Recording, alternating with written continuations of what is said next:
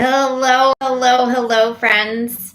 Helena Grant here, transformational life coach, offering a daily dose of insight and inspiration.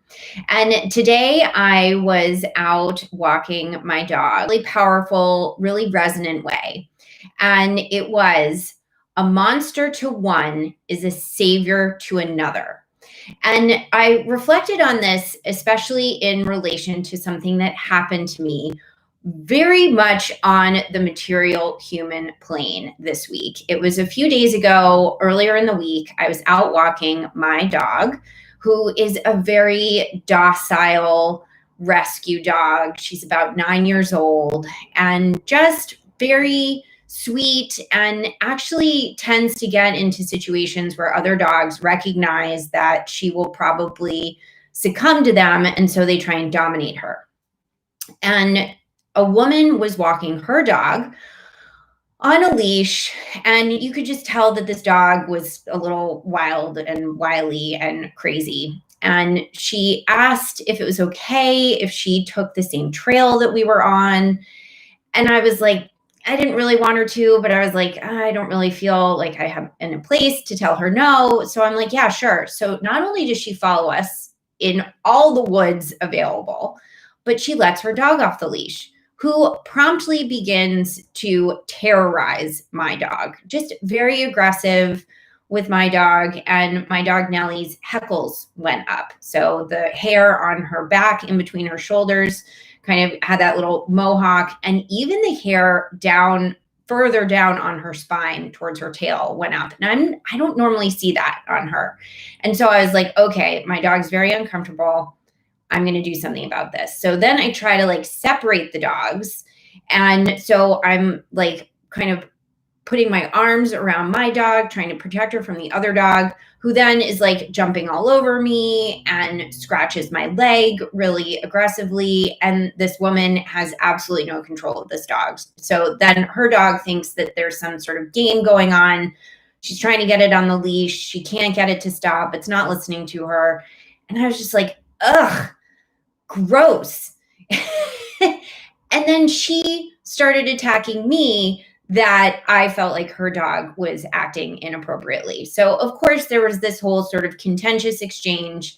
And eventually she did get her dog under control. And I informed her that I would be going one way on the trail and that she should go in the other direction because of this interaction that had occurred. And she was just like, oh, well, that's rude. And I'm like, well, your dog was rude. Your dog was inappropriate and hurt me. It scratched me.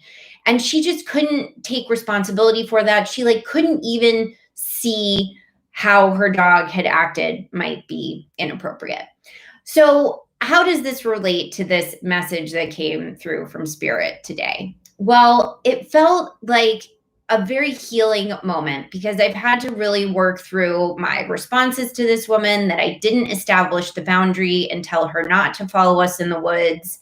And then to cope with how I had to act in order to protect myself and my dog, and how she responded to that. It was just super icky and not how I like to interact with people in general, but it happened. And obviously there was some sort of lesson in it. And so today, this insight about one person's monster being another person's savior came through, and I applied it to still continuing to just get those final energies out of my system and through. And I thought to myself, that dog was a monster towards me and towards my own dog, but he could be an absolute savior in this woman's life. He could be opening her up to new things. Who knows what she's going through? We never really know what someone else is going through. And especially in this time of the pandemic, maybe she got him as a puppy in the spring and she's trying to figure out how to train him. And she saw this opportunity for him to play with another dog, and it just went totally awry and she didn't know how to handle it. But that this dog, even though it's a monster to me and my dog, is this absolute savior for her.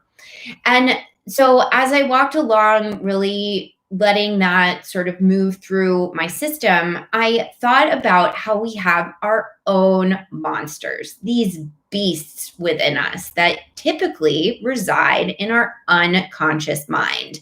And they tend to appear in terms of repeating patterns or in terms of situations, circumstances, interactions with other people that really just kind of nitpick at some aspect of us that needs to be healed, that wants attention, that wants approval.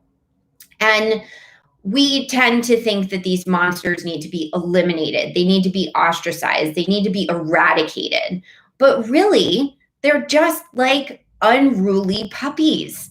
These beasts, these demons, they really just need a strong hand. They need something to do.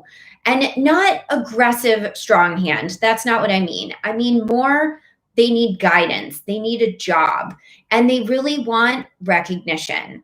They want love and approval, which is what all of us wants.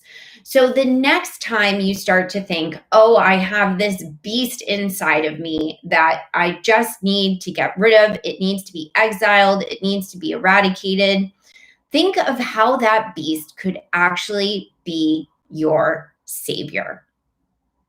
Thank you so much for tuning in, for listening. I'm wishing you all the best here at the end of the week. Until the next, so much love to you. Mwah.